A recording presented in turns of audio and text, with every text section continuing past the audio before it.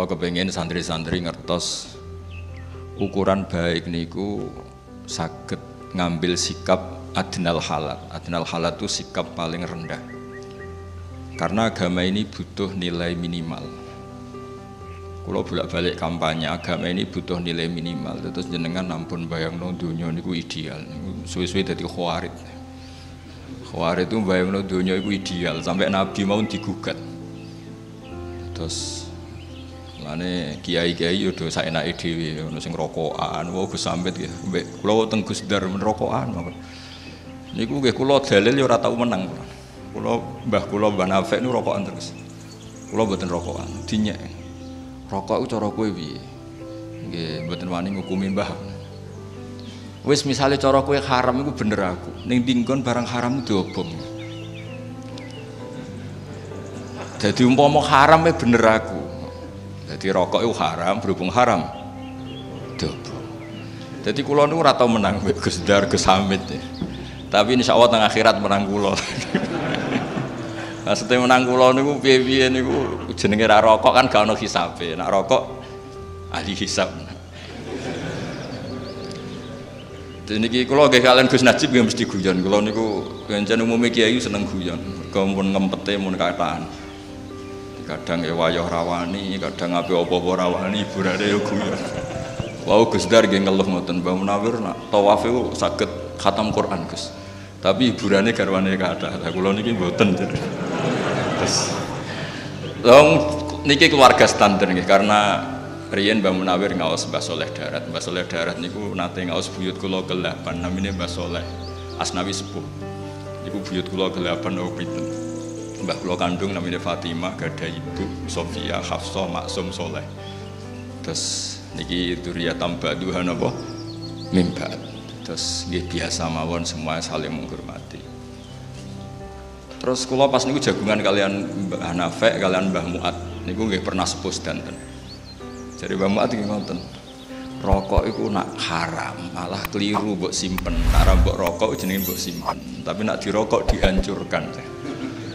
Berarti sing muni haram kudu rokok, perkarane menghancurkan. Terus ora tau menang les pokoke secara debat. Tapi ini penting kula aturaken, kula iki eling dawuh Mbah Mun. Wong iku kudu maklumi sing wis ana, sementing gak haram ora maksiat. Kok nek kowe darani rokok haram, gak darani kiye-kiye sing rokok fasik. Padahal Mbah Makhrus itu ya rokok. Mbah Mun mboten rokok, ngaramno santrine rokok rawani, mergo eling Mbah Makhrus. Lah kula akhire yo anut Mbah Mun, santri kula sing rokok niku kathah, padahal kula mboten rokok. Angger ape ngaramno kuwi eling Mbah Makhrus, Gus Najib, Gus Hamid. Terus koyo minoritas kula. Dadi akhire kiai wedi santri nggih kula niki. Mergo santriku mirip kiaiku, mirip guru-guruku. Meskipun miripe iku dalam hal nembe rokoke. Akhire nggih mboten wani. Kula namung badhe crita nggih. Kula suwun dzurriyyah saking Mbah Munawir itu gadah watak asobiah. Asobiah niku yang positif tapi tentu yang positif. Kula riyen ngapal Al-Qur'an niku mboten nate diutus bapak. Bapak kula Ki Nur Salim niku akrab sangat kalian Gus Najib, seniore Gus Najib. Riyen ngaos teng Mbah Dullah, tapi sederenge mun hafal Qur'an saking dalem, saking keluarga, saking Ki Zubaidi. Riyen Mbah Dullah kira amasyura nate ngaos Ki Said Sampang. Di antara ya, dulu nggak ada guru tunggal karena Indonesia berlimpah tiang alim, tiang hafid. Jadi buatan enten negara barokah kados Indonesia. Kalau eling dawuh Mbah Mun, niki kalimat itu tidak saya rubah sama sekali. Bahasanya begini Mbah Mun. Hak Andalusia iku ngguling. Andalusia itu sing riyen nate ana Ibnu Malik, wonten Imam Qurtubi, sing ngarang kitab Imam Syatibi ini termasuk tiang Qurtubah. Sing nadzomaken qiraah napa sab'ah nggih Khirzul Amani sing dipakai Mbah Munawir mau sab'ah niku berdasar kitab Khirzul Amani terkenal Nazmus Syatibiyah sing terus diringkes Kiai Arwani dados Faidul Barokat kesi niku dawuh Mbah Mun niku kula eling kalimat niku pangeran gak trimo nek sing maca tasbih kurang mulane gawe Demak Bintoro redaksinya begitu pangeran gak trimo nek sing maca tasbih kurang ning Eropa ning Andalusia teng Spanyol mriko. Pangeran gawe Demak Bintoro. Jadi lan jelas saniki niku kesampaian. Riyen ketika Andalusia niku kathah tiyang alim, niku nggih do sanget ngarang kitab. Wong roh kabeh wonten Ibnu Malik ngarang Alfiyah. Wonten Imam Syatibi ngarang nadzuman apa qiraah sab'ah. Begitu luar biasa cara nazumkan sampai jadi keramat niku ditawafno 1000 kali kitab Syatibi. Terus ditiru Mbah Munawir tawaf sak khatam. Ditiru putune mau cerita tok dereng lampahi. Tapi iki lumayan purun cerita. Niki mboten gojlok Gus Dar lah, kula mau digojlok mboten saged males. Tapi kula akrab lah, kula hormat betul sama beliau. Tapi ini kula cerita, tadi ciri utama agama niku saling diwaris. Riyen bapak kula mboten nate ngenten kula hafal Quran, tapi ngendikane ngenten tok. Hak kena hafal Quran iku mateni obor. Sampeyan anak merapal luwih duwe alasan. Wong bapakku ora apa. Jadi angger bapake alim, anake alim, putune alim ku gampang, anake ku tertekan terus lah, kan gak ada alasan. Tenak bapak ya alim, anake maklaran, wis enak lah, putu ini ku men kepenak lah. Mergo pas bapak wis maklaran. Jadi sanad itu harus kita jaga. Mulane kula seneng zuriyah Kiai Munawir itu sih beto Quran. Meskipun beto Quran bentuknya enggak harus hafal ya. Wonten sing khidmah bina tiyang sing macam-macam. Riyen nggih teng dunia Gus wonten Gusme, wonten Gus Nasi, wonten ya banyak lah Gus-gus yang bina tiyang macam-macam. Teng politik riyen Gus Wahid nggih politik, Gus Dur nggih. Mbah Mun piyambak gadah putra Gus Yasin. Yang penting niku gadah mental bina napa masyarakat. Wasiat yang sering diulang-ulang oleh Mbah kula niku suatu saat ini yang diceritakan Imam Ghazali, suatu saat ada abid zahid alim. Karena kumpul wong mangkel sering kecewa terus uzlah teng dhuwur gunung. Wiridan wis suwenak ra kumpul wong nak ribet. Kula niku mulane terkenal alim asline nggih risi tapi nggih seneng. Senenge niku sing hasud ben kompetisi. Dadi sing seneng ben niru, sing hasud ben kompetisi. Mboten kok hasud mung gremeng tok mboten terus kompetisi. Kepengin ngalahno kula terus sinau Wahab, sinau Majmu' kan terus ngeluh piyambak. Dadi tapi ini cerita ya. Ini ceritanya keluarga kula. Si alim ini terus uzlah teng dhuwur gunung. Cara sakniki mungkin kita Merapi. Terus diparani kalian wali sing pun senior, wali sing pun tetek cara di kiai wis tetek. Diwacakno kan maca Quran. Cek ayat iki waca. Di antara ayat itu ada terusan kalimat wa'udzu fisabili. Jadi syaratnya dadi kiai ku ya rada wa'udzu fisabili. Disakiti dalam jalanku. Nah kowe uzlah ya ora ono sing mbuli. Dadi enak tengok-tengok awor macan, awor kethek, ya ora ono sing ngenyek. Dadi kowe ora nglakoni wa'udzu napa? Fisabili. Itu masih agak balelo lah, masih gak nurut sama gurunya. Tapi ketika ada wali lagi yang lebih senior bilang, kamu kesini itu berarti tarok tu ummata Muhammadin sallallahu alaihi wasallam fi aidil mubtadi'ah. Jika kamu tidak mau memimpin dengan mazhab ahli sunnah wal jamaah dan kamu menghindari, artinya kamu membiarkan umat dipimpin kelompok yang lain. Dan isu bisa mubtadi'ah, bisa kafirah, bisa mudillah, bisa mukhtari'ah, apa saja. Jadi dianggap keluar dari arena itu adalah membiarkan umatnya Nabi dipimpin orang-orang yang tidak ahli sunnah wal jamaah. Sehingga orang-orang alim dulu Mbah Munawir itu Indonesia belum merdeka. Tapi beliau yatasodda li ta'limil qiraati sab'i. Beliau siap tahayyuk mengajarkan qiraah napa? Sab'ah. Padahal wong bakasane jek mangan. Wong jek kelaparan. Begitu juga Bali Maksum, sedanten Mbah Abdul Qadir, sedanten Mbah Zainal mengajarkan ilmu. Karena sekali ini enggak kita ajarkan, mereka punya kebahagiaan yang lain. Kulon buatan sombong, anak kulo pertama sholat, kulo suwenenge pol. Karena di luaran sana untuk seneng ngenteni duwe-duwe di pangkat. Anak kulo nggak pindah jos, terus ngerti nak bapaknya seneng mesti jaluk duit. Anak kulo sing umur 7 tahun. Akhirnya kulo sukani terus. Gara-gara kulo niku kuwatir nak senenge piyambake terganggu. Jadi piyambake sumpun jenenge mundak jos niku sumpun. Dan itu kita jaga. Mulane riyen-riyen mulai riyen nang khataman yo mayoran. Ben nate seneng khatam. Senajan to khatame kadang nggih mboten karu-karuan. Pokoke khatam aja dites lah intine. Tapi ben seneng. Karena senang terhadap kebaikan itu perlawanan terhadap senang kepada kemungkaran. Qul bi fadlillah wa bi rahmati fa bidzalika falyafrahu. Wong kudu seneng mek kebaikan. Karena itu bentuk perlawanan terhadap senang harus lewat jalur napa maksiat. Kalau ada kitab Kasifatus Saja karangan Imam Nawawi, ada beberapa kitab termasuk karangannya Al-Mundhiri, At-Targhib wa Tarhib.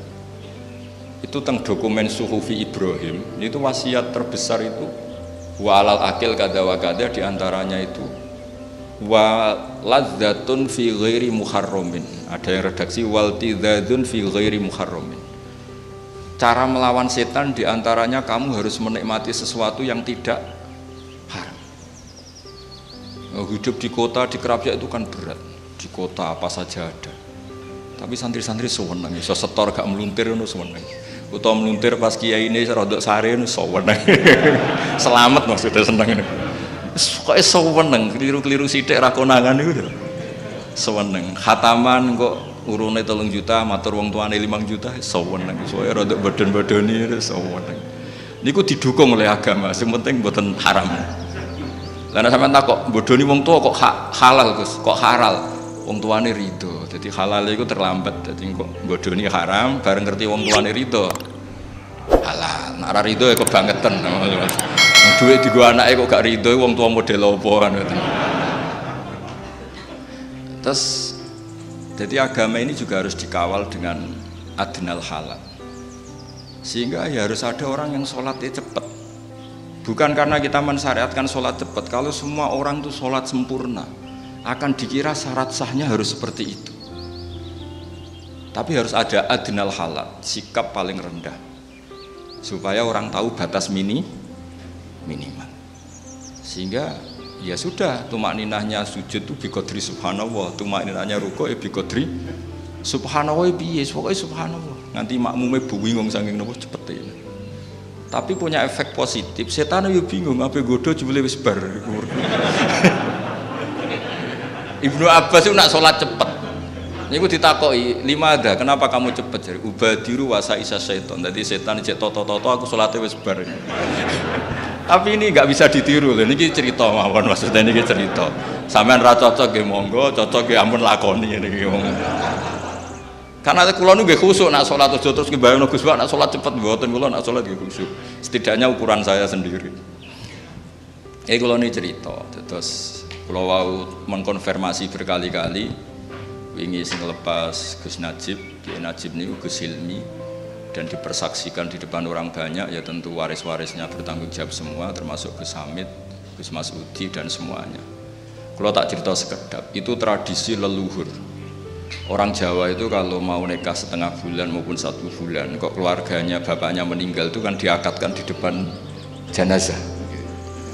Itu dulu Rasulullah SAW ketika intaqala ila rafiqil a'la, bahasa halusnya meninggal untuk Nabi itu nama intaqala ila rafiqil a'la, sudah pindah ke alam ar-rafiqil a'la. Itu pemaknaan ar-rafiqil a'la itu kita tidak pernah tahu, tapi sudah Nabi masyhur. Di antara kalimat yang terakhir beliau lafadzkan adalah Allahumma ar-rafiqal a'la. Kemudian Sayyidah Aisyah ngendikan idzan la yakhtaruna, kalau begitu Nabi gak milih kita tapi milih ar-rafiqal a'la.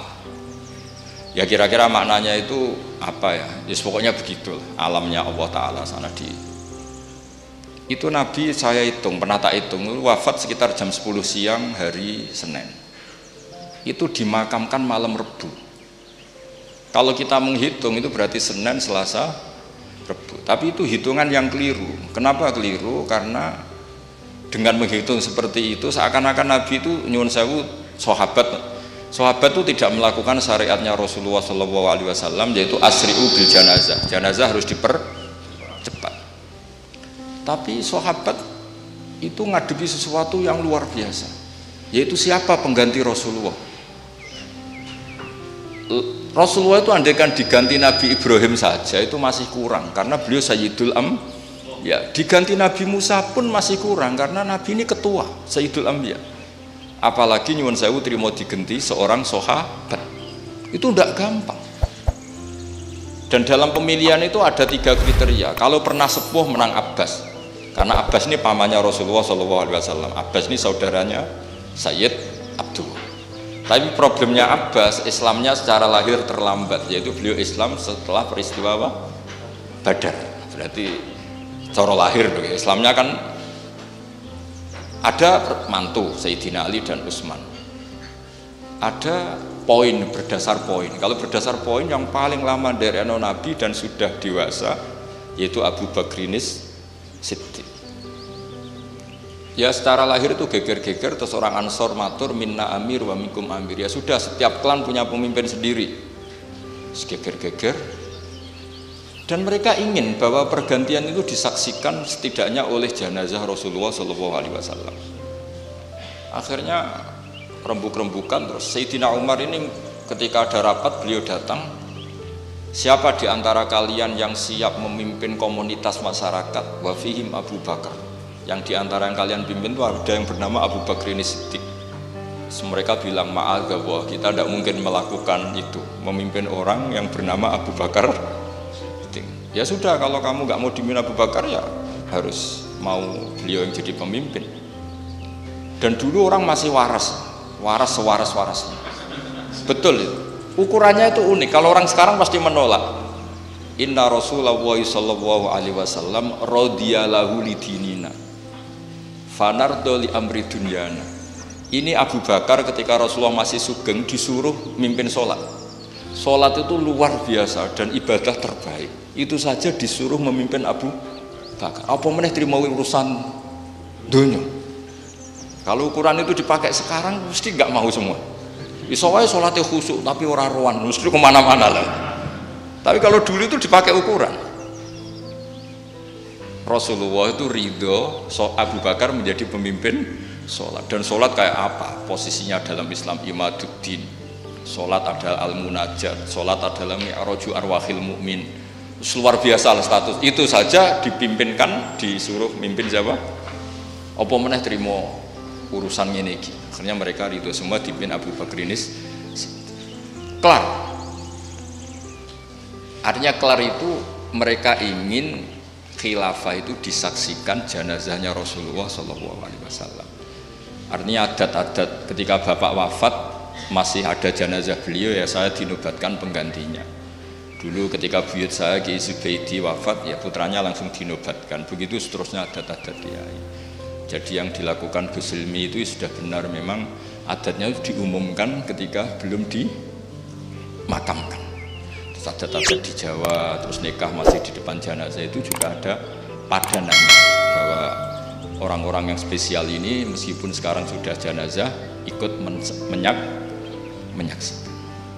Ini penting kalau aturakan supaya berapapun kadarnya itu ada padanan yang pernah dilakukan Rasulullah SAW. Kalau dalam bahasa qiyas ilhaqun nazir bin nazir yang mirip-mirip. Nah, kenapa kulo fanatik seperti itu? Karena agama ini yang miliknya Allah Ta'ala. Niku ngendikane Nabi wattaba'tu millata abai Ibrahim wa Ishaqa wa Yaqub. Padahal hadad din dinullah, hadad din dinul Islam. Tapi wong ben asobiah niku nyebut aku ora ngarah kafir. Wong bapakku nabi, bapakku kiai. Dadi cara putu Mbah Munawir, aku mesti njaga Quran. Iku Qurane mbahku. Cara putu Mbah Zubair, aku kudu ahli fikih. Iku fikih Mbah Zubair. Makanya ada istilah ini makhraj Mbah Munawir, makhraj Mbah Arwani. Padahal makhraj itu kan milik Rasulullah SAW.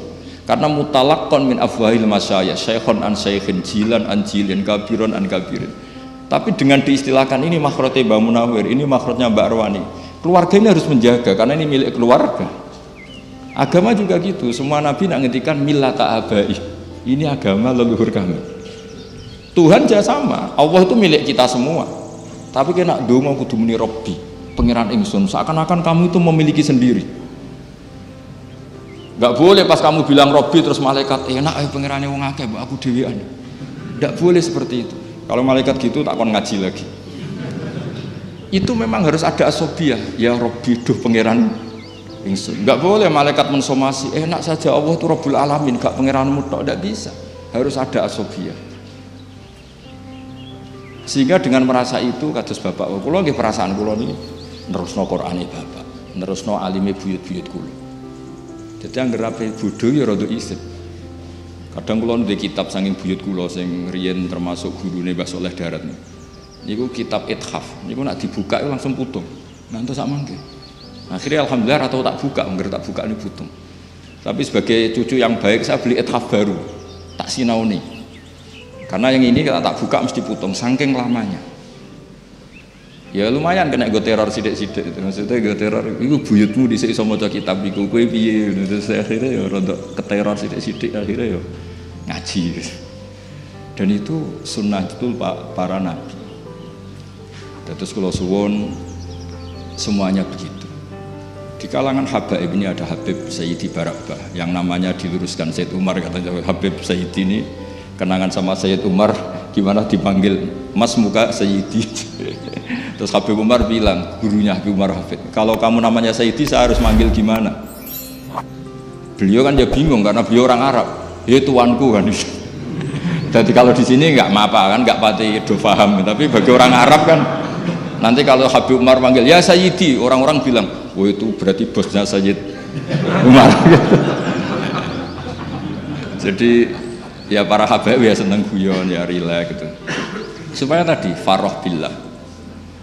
Jadi agama ini harus dinisbatkan kepada masing-masing supaya ada asobiyah. Dulu Sayyid Ali Zainal Abidin itu orang kadang ada pengemis itu kan agak risih.